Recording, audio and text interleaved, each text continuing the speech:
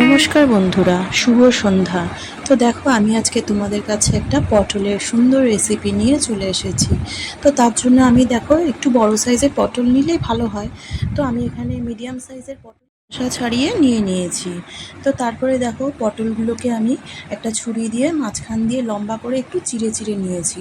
এবার একটা চামচ নিয়ে সেই চামচের পেছনটা দিয়ে ওই পটলগুলোর ভেতর থেকে বীজগুলোকে আস্তে আস্তে দেখো আমি সব বীজগুলোকে বার করে নিয়েছি। দেখো, প্রত্যেকটা পটল থেকে আমি বীজগুলো বার করে নিয়েছি।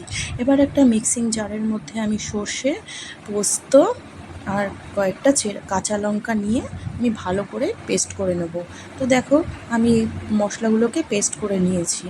এবার এই মশলার মধ্যে আমি নুন, হলুদ আর একটু কাঁচা সর্ষের তেল দিয়ে ভালো করে মশলাটাকে আমি মিক্স করে নেব। তো দেখো বন্ধুরা, আমার মশলা রেডি। এবার এই মশলাটাকে আমি পটলের ভেতরে একটা চামচ দিয়ে আস্তে আস্তে ভরে নেব। তো প্রত্যেকটা পটলকেই আমি এইভাবে মশলাগুলো ভরে রেডি করে নেব।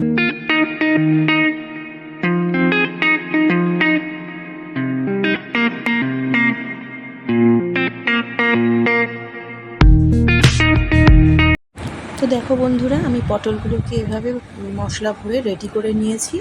এবার কড়াইতে তেল গরম করে, তেলটা গরম হয়ে যাওয়ার পরে একদম ফ্লেমটা লো করে দেবো। লো ফ্লেমে পটলগুলোকে আস্তে আস্তে তেলের মধ্যে ছেড়ে দেবো। তো দেখো, এইভাবে আমি প্রত্যেকটা পটলই কড়াইতে দিয়ে দিয়েছি।